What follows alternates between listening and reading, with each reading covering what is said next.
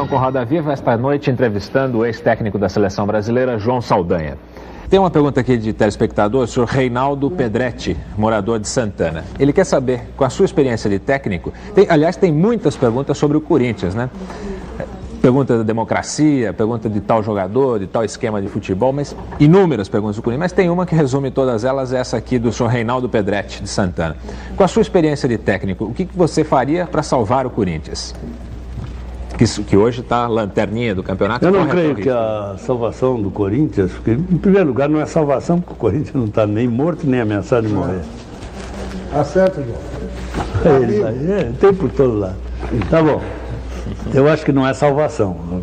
Tudo bem. Enfim, uma melhoria do Corinthians.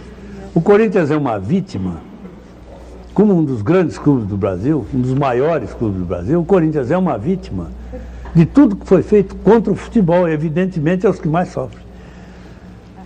Eu me lembro muito bem que dizia para o Avelange que eu ia acabar com os times do Santos, do Botafogo e do Cruzeiro devido ao excesso de tempo que a seleção tinha para treinar, se apresentar, tudo, e ficou todo mundo 6 meses na minha mão. Acabou. Realmente os 3 foram falência. Até hoje estão. O Corinthians sofre muito disso. Os jogadores do Corinthians são muito solicitados. Mas o maior mal que o Corinthians sofre é o calendário brasileiro. Enquanto no Brasil nós não tivemos uma primeira divisão com 15 ou 16 clubes. E não há mal nenhum, às vezes o Corinthians leva umas cacetadas, porque há fase na história de um time em que não se consegue formar um time bom. Todos os grandes times campeões de toda a parte do mundo já estiveram na segunda divisão. É que aqui nós não temos um sobe e desce. Não creio que agora seja justo nem o Corinthians descer para a segunda divisão. Deve pegar a mesa e virar. Porque vem dos resquícios da ditadura e o Corinthians, que é uma entidade eminentemente democrática, não pode aceitar isso. Por uma questão de princípio. Mas então você virar forma... Mesa como, João? Virar a mesa. Esse regulamento que cada dia fazem um, manda fazer um outro. Ué, por que esse regulamento que foi feito esse ano, que foi feito aquele, é o que vai valer? Que critério é esse? Eliminatório? Dentro desse tumulto. O jogador brasileiro não treina. Por quê? Ele joga domingo, quarta e domingo. Segunda-feira é depois do domingo, não treina. Terça-feira é véspera do outro jogo, não treina. Na quinta-feira é depois do jogo, não treina. Sexta-feira é véspera do outro, não treina. Então tem um aquecimentozinho, empapelamento, e o jogador está sempre em estado de fadiga. Um Corinthians que tem uma grande despesa, um grande movimento, uma grande solicitação, está sempre mobilizado em termos de disputa, mesmo quando não haja disputa. É a disputa através da solicitação. Corinthians que vende jornal, Corinthians que faz anúncio, Corinthians que vende anúncio, Corinthians que não sei o quê, o Corinthians que dá renda, o Corinthians... É o Corinthians. É o Flamengo no Rio, é o Grêmio Inter no Rio Grande do Sul, Bahia, então, por aí, isso foi o povo que escolheu, não fui eu. Então ele sofre isso. Ele pode vir um dia, não me lembro, foi o Manchester United, que tinha 6 jogadores na seleção inglesa, ele estava na segunda divisão. Vê bem. Então, ele estava sofrendo uma crise política, psicológica, técnica, num conjunto. Então, pretender resolver os problemas do Corinthians, fundamentalmente, eles serão resolvidos, como de todos os grandes clubes brasileiros, porque não tem país que tenha maior potencial futebolístico do que nós. Nós podemos encher, no mesmo dia, 5 estádios com 100 mil pessoas em cada lugar. É só motivar. É só fazer um Grenal em Porto Alegre, faz aqui um Corinthians e Palmeiras, ou Corinthians e São Paulo, creio que Corinthians e Palmeiras, fazer um Flamengo e Vasco no Rio, fazer um Bahia e Vitória no Salvador e fazer em Pernambuco daqueles tipos, Santa Cruz e Sport. Você mete em top todos os estádios, desde que aqueles clubes não estejam julgando esses campeonatinhos do Caixa d'Água. Caixa d'Água é o presidente da Liga lá no Rio. Esse campeonatinho do Caixa d'Água, que joga um tal de Porto Alegre de Itaperuna, um muro e 2 balizas. O Bananal de Maricá não posso dizer que é um muro e 2 balizas, porque o caminhão derrubou o muro, então só tem as 2 balizas. Isso é primeira divisão. 100 pessoas assistindo um jogo de primeira divisão, o que é isso? Uma grande entidade como o Corinthians sofre isso mais do que uma pequena ou média entidade. Pela solicitação, pela coisa, e tecnicamente. Porque eu acompanhava muito o Corinthians e via, todo ano o Corinthians contratava o melhor jogador do Brasil que tivesse disponível. Era de Minas, do Rio Grande do Sul, do Rio de Janeiro, de onde tivesse ele vinha. Até o Garrincha eles foram buscar lá. Ele disse para o Brandão, olha, segundo os médicos não dá mais. Não, nem que dê para 2 jogos, já vai satisfazer a massa Corinthians. Não deu nem para 1, quanto mais para 2. E a democracia corintiana, o que você acha dela? Você acha que ela faz parte aí do Não, eu acho que a democracia corintiana apareceu como democracia corintiana no momento mais violento de uma ditadura brasileira. Então a democracia corintiana era ao mesmo tempo um desabafo contra o autoritarismo que também entrava dentro do futebol. Só isso. Que não mais, essa democracia virou uma demagogia, João? Não, aí os rumos que ela possa tomar, francamente, eu não sei, não estou a par. Mas a democracia, garrafa de Batalha, cerveja, você não é contra a democracia como forma de vida dos clubes. De forma nenhuma. Então, me parecia que os corintianos queriam naquela época, era uma luta contra o autoritarismo. Mas nada. Não era questão de... Porque deixa sair do autoritarismo para o anarquismo, não era isso que o Corinthians queria. O Corinthians queria ganhar. João, Você acha algum pecado num jogador tomar uma cervejinha antes do jogo, João? Uma coisa que leve-o ao inferno? Assim. Antes do jogo, não se trata de pecado, não faz bem. Pecado não é. Depois do jogo, eu vou te contar uma coisa, na véspera de um jogo muito importante que classificava ou Alemanha ou Escócia. Saiu porrada nesse jogo. A Alemanha ganhou 3-2 em Hamburgo. Eu estava no hotel Reichshofer, em Hamburgo, frente à estação, a Hauptbahnhof, ali do outro lado da rua. Uma mesa comprida, estava o Schoen, tinha Beckenbauer, esse troço todo. Não, Beckenbauer não estava. E aquela mesa cheia de garrafinhas de cerveja, essas barrigudinhas. E na hora de dormir, cada um deles pegava 2. Como era aquele zagueirão que eles tinham? Schwarzenbeck. Não, Schultz. É um monstro, um cara grandão, uma agilidade fantástica. Pegou 3. Mas também a capacidade dele, o tanque que ele tinha para abastecer, outros 2, geralmente 2, 3. E o Schoen, treinador da Alemanha, estava lá e eu perguntei para ele, o jogo é amanhã? Ele disse, isso aí não faz mal? Eu disse, não, 1, 2, brincadeira. E disse calmamente, sai na urina. Amanhã de manhã eles urinam, não tem problema nenhum. E a cerveja, ouçam bem, senhoras e senhores que procuram aí barbitúricos e outros troços para dormir e tal coisa, é o melhor calmante do sono, sem exagero. Se exagerar, vai tomar um porre, aí não é calmante coisa nenhuma. Mas pegue uma garrafa de cerveja, temperatura ambiente, não gela. Esse troço de estupidamente gelado é uma estupidez. Os melhores cervejeiros do mundo dizem que não deve ser tomado a mais de 8 graus. João, você que defende tanto o jogador, por que você deu um tiro no goleiro Manga? Eu não dei no jogador. Atrás do Manga tinha 2 tiras, que um deles caguetou para mim. O que eles querem fazer? Eu nunca tinha ido lá naquele setor lá. Conta a história da briga. João, em 66 isso, não foi? João, conta a história do teu desentendimento com o Manga. Conta a história toda. Troço de 8ª página da crítica. Quem comprou o Manga? Essa profissão eu não vou ter nunca. Eu acho horrível, viu? O dedo duro. Mas você falou na televisão que o Manga aceitou ali um gol meio esquisito. Não falou? Não houve gol, esse gol não houve. Foi 1-0 pro Botafogo. Não, foi 2-1. 2-1. O gol não foi esquisito. O tiro houve. 2. E o Birajara aquele jogo, João? O Birajara aceitou 2. 2 no Manga e 2 na nossa querida imprensa que estava lá, televisão. O tal Passarinho, ele trabalha comigo lá. O Passarinho pulou de uma altura de 5 metros, ele estava com a câmera. O que eles tramaram foi o seguinte. O que me revoltou aquele dia, já estava ganho o jogo, foi que a polícia particular do Castor, quando o jogo estava perdido, ela espancou violentamente na minha frente, que o Manga, isso todo mundo sabia, porque ele inclusive tentou corromper um outro jogador, e esse outro jogador... Que jogo foi esse, João? Porque foi o jogo final do campeonato Botafogo e Bangu. Uhum. Sim, Botafogo e Bangu. O Botafogo ganhou, foi campeão. 2-1. 2-1. E ganhou fácil. Em que ano foi isso? 66. 67, por aí, 68. Não, 67. 67 ou 68? 66 foi o Bangu, 66 foi o Bangu. Foi o jogador do Almir. Foi. Então, Manga tentou corromper um outro jogador. Esse outro jogador chamou lá o pessoal e disse, pô, o cara tá aí com um cheque de 12 mil, ele ganhava 2.500 naquele tempo. Esse jogador, o Gerson, ganhava 2.500. Imprensaram o Manga. Tira, bota, tira, não tira, eles resolveram que ele botasse. Eu não sabia disso, eu estava lá trabalhando no rádio, mas quando eu vi o jeito dele jogar, que ele estava ameaçado de morte também, né?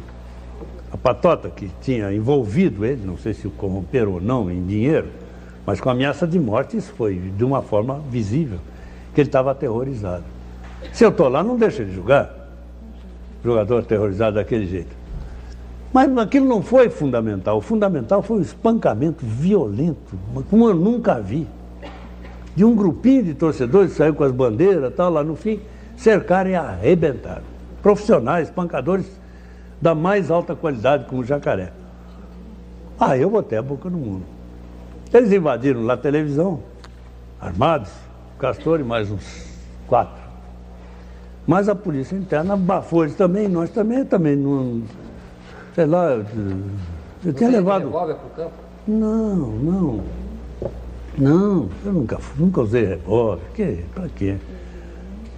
Mas esse dia, um dos seguranças disse, toma isso aí, é bom você ficar com isso aí, porque esses caras podem voltar. Mas depois do troço, eu fui para casa dormir, eu fui para casa dormir às 7 horas da manhã. Um camarada, coleguinha da nossa querida imprensa, foi lá em casa e disse, olha, você me tirou daquela parada, eu tirei ele, uma sujeira que ele fez aqui em São Paulo, eu tirei ele da encrenca, na Rádio Nacional. Então ele disse, olha, foi armado o seguinte, você vai entrar. Eu disse, eu nunca fui lá, amanhã tem o jantar dos jogadores, esse jantar era numa terça-feira, isso foi na segunda. Você vai entrar e vão ficar 2 caras e vão te agarrar pelas costas. O Manga está ali, te dá um soco, com as câmeras de televisão e rádio, todo mundo, os enlatados, corruptos, safados, correm e vão te esculambar. Bom, eu não dei nem bola. Isso foi segunda-feira, 6 para 7 da manhã, o cara tinha saído de uma reunião na casa do Castor, onde tudo isso foi tramado nos mínimos detalhes. E onde estavam dos mais notórios e conhecidos homens da imprensa do Rio de Janeiro. Tá bem. Aí eu disse, eu nunca fui lá nesse troço, para que eu vou me meter nisso? Aí começou, segunda de tarde já começou, até no jornal que eu trabalhava, a última hora, apareceu um que escreveu uma matéria e o editor disse, não, peraí, senhor, não, aqui não. Mas nos outros jornais, na televisão, no rádio, nos programas noturnos, teve um que entrevistava o Manga, dizia, como é, vai ficar assim, Manguinha? O Manga não dizia nem sim, nem não. Coisa assim. Pois isso não pode ficar assim. Incentivando e armando tudo, né? Eu digo, aí eu estava pensando, se eu vou lá, vou ter que matar um. Se eu não for, tenho que matar uns 8. Então é melhor eu ir. Carrei 2 ferros, botei na cinta e fui para lá cedo. E o cara tinha me contado que se eu entrasse, de fato, eu cheguei lá, eu entrei por um outro lado e fiquei embaixo do Volkswagen. Fiquei todo doído, não aconselho ninguém a ficar embaixo do Volkswagen. Fiquei ali embaixo. Eu estava até enferrujado. Isso estava marcado esse troço para as 8, vê bem, até a hora eles marcaram. Para quando acabava a hora do Brasil, entrava tudo, né? Então eles tinham marcado o troço para depois das 8. Eu fui para lá, eu fiquei de 7 horas. Aí quando foi assim, 7h30, 7h40, o Manga chegou junto com o Paulistinha e com o Dimas, um que jogava lá. Aí os outros foram lá para dentro, tinha lá umas 20 ou 30 pessoas. As mulheres, as crianças brincando ali no jardim. O Manga entrou, veio assim, deu uma volta, fez um reconhecimento, eu estou vendo ele ali. Foi lá nos 2 tiras. O Jacaré era um deles, o outro, Fortão, não sei quem era. E buzinou, assim como quem diz, ele não está aí ainda. Porque se eu chego, eles me massacravam. Se eu não chego, detonava o esquema, que eles chamavam o esquema. Você lembra, Marcelinho? O esquema. Tá bom. Eu estou ali. Aí o Manga conversou com os 2 tiras, que está um em cada portão. Eu ia entrar e eles me agarravam assim como quem está separando uma briga. Aí me encestava o passarinho lá de cima, 50 mil, naquele tempo era uma fortuna. O Gerson ganhava 2 mil por mês, faz ideia quanto era 50 mil.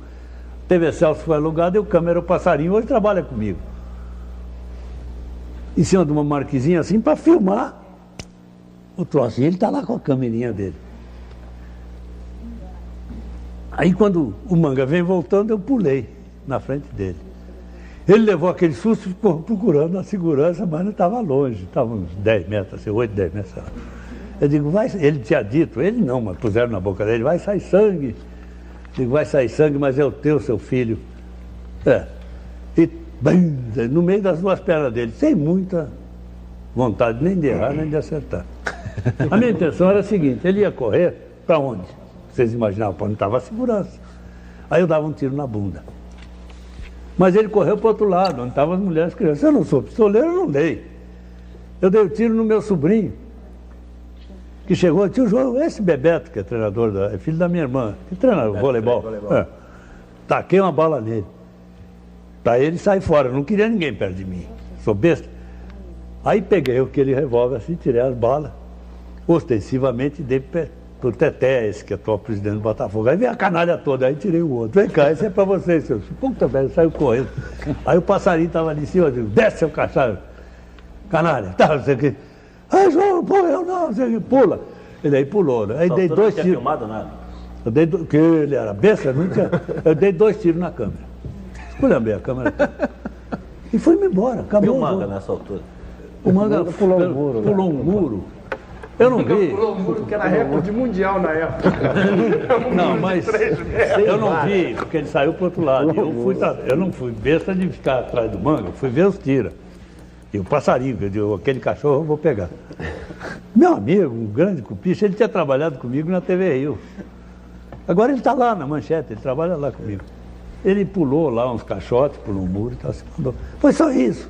Agora, depois disso, eu arrumei emprego para ele no Nacional, que o Berto lá veio e veio perguntar para mim se devia ou não contratar. Tem uma passagem até que é gozadíssima do Manga no Nacional. Vocês querem ouvir? Queremos. O Manga estava lá, 3 anos campeão, porque ele é o recordista mundial de goleiro não vazado. Campeonato, vocês peguem as súmulas e vejam. Campeonato de 58. Né? Este monstro, talvez o maior goleiro brasileiro de todos os tempos, passou um ano inteiro, foi campeão e não tomou nenhum gol.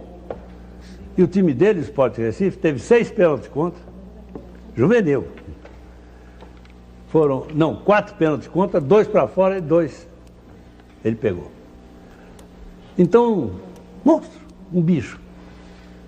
Vai para o Nacional de Montevidéu, o Penharol, campeão, Manguinha, é considerado até hoje na história do Uruguai, com o Máspoli, Mazzuchelli, todos esses troços, o maior goleiro passou no Uruguai.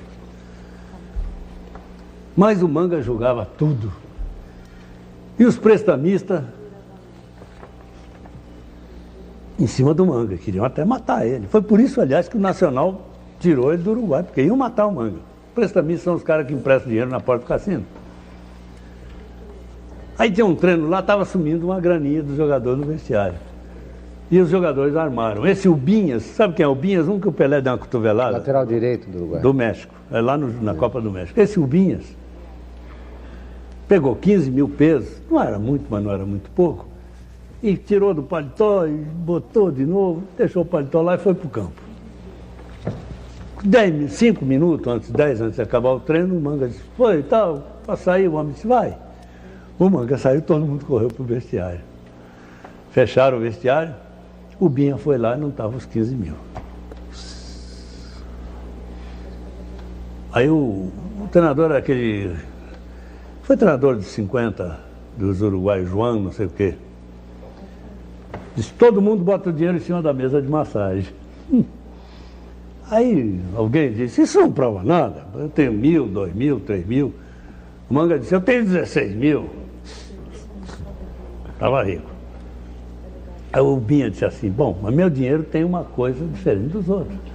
Tem a letra U escrita lá antes do número de cada nota. Estava lá. Deram uma surra, tiraram do time. Aí é que foi a coisa engraçada. Vocês lembram um tal de Souza que jogou aqui no Palmeiras, no Uruguai? Souza, um goleiro. Foi nessa época. Entrou o Souza no time. Aí o Nacional pôs 3 jogos seguidos. Fazia 2 gols, tomava 3. Fazia 4, tomava 5.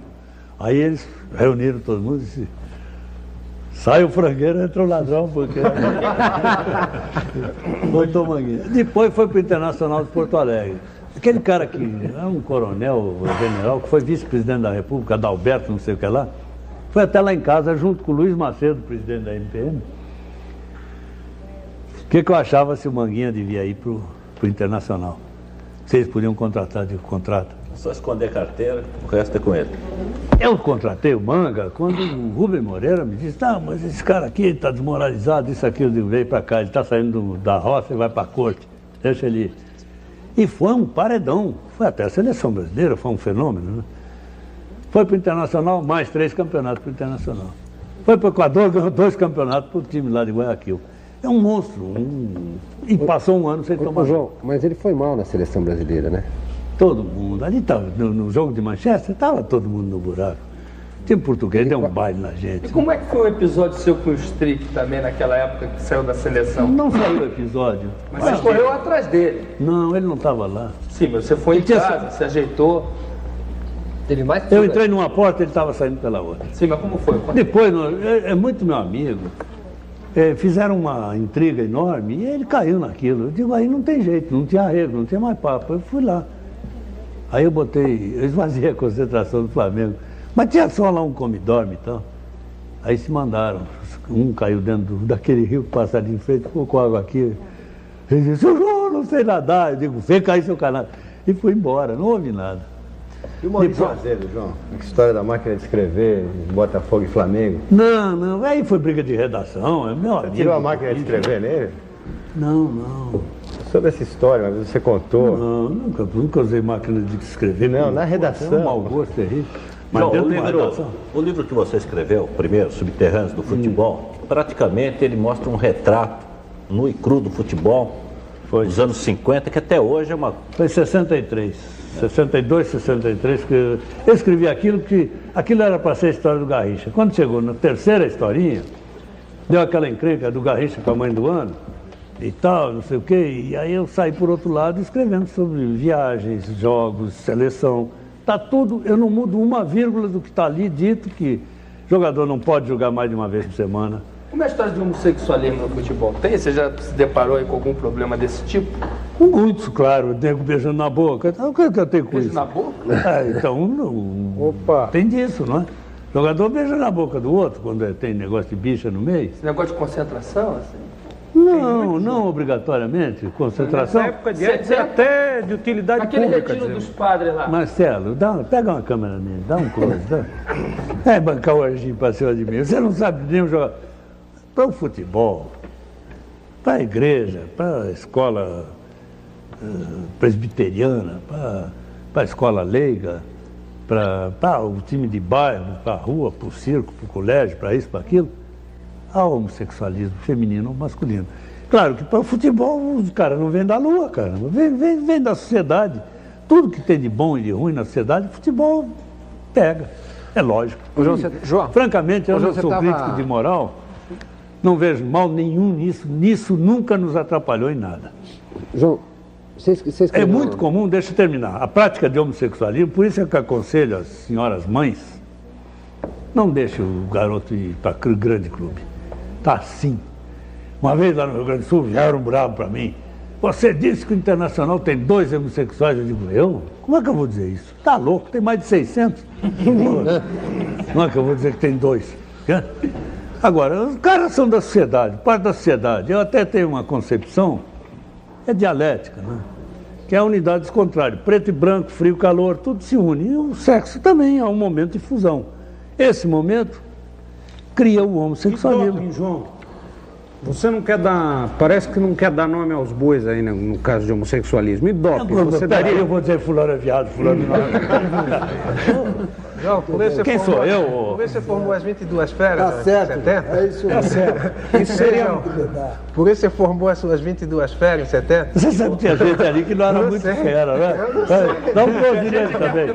Dá um close nele ali. Tá? Essa frase aí. Goleiro, para ser bom, tem que dormir com a bola. Se for casado, tem que dormir com as duas. Minha. E o Neném Prancha? Não, que Neném Prancha nem... Neném Prancha nunca disse uma frase dialética. Neném Prancha tinha frases assim de tipo... Colocava tudo na imaginação dele. Uma recuar os afos para evitar... Não, essa não. Você é o Neném Prancha? Não, essa eu usei na seleção. Não, o Neném acho que já tinha morrido até. Não, a recuar os arcos para evitar catástrofe não é dele, é do Cartolino de Oliveira. Mas corre como sendo o Neném Prancha. Não, é que os caras não queriam botar assim algumas e pegaram, mas essa Mas não. falar nisso, o Jandir Cardoso era um grande frasista? Era. E também um grande estudioso e um dos treinadores mais competentes. Ele sabia aplicar, porque tinha um grande conhecimento. É isso que eu penso que atualmente faz falta aos nossos treinadores. A Escola de Educação Física, criada nos moldes e nos termos do mais puro e nítido fascismo, ela exige como currículo, exige como início, que o cara, para entrar como vestibular, tem que subir numa corda assim. Tem que correr 100 metros ou 200 metros carregando um saco de não sei quantos quilos. Tem que fazer 100 metros ou 200 metros de natação, não sei em quanto tempo. De vez em quando morre um sargento lá para aquele... Morreram 5. Outro dia esse cara da Marinha, Almirante Suzano, matou 4. E disse que não, coisa... Tá bem. Você vê, essa mentalidade preside. É a teoria do cavalo inglês. Cada dia mais, até matar. Matou 4 este ano em ordem unida. Num sol desgraçado, os 4 caíram, quando foram socorrer estavam mortos. Você acha que nos últimos anos não houve nenhuma evolução na preparação física? Claro. Todo o futebol moderno, atualmente você pode dizer que a velocidade do jogo diminui o tempo para pensar. Até eu já sugeri, meio de brincadeira, mas já estou começando a pensar, de fazer 10 contra 10, tira um, né? Porque o campo está pequeno, não pode mexer. Você fala tudo que se faz atualmente, te parece besteira. Não, mas deixa eu voltar aos treinadores. Está pequeno pela evolução do homem como atleta, né, João? Deixa eu voltar aos treinadores.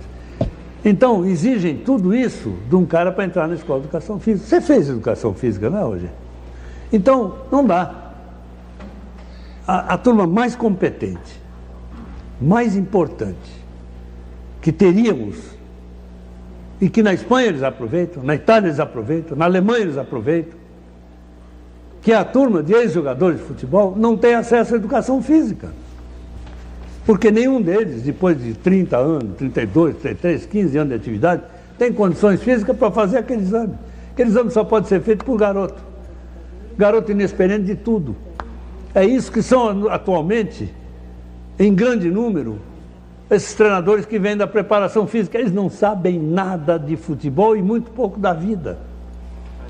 Muito pouco da vida. Sabe como eles fazem na Espanha? Tem um curso da Real Academia de Treinadores de 6 meses. E se o cara não foi lá muito bem, porque sabe que às vezes o cara termina o futebol meio sonado, tenso, até descontrair, leva meses, anos e alguns nunca mais.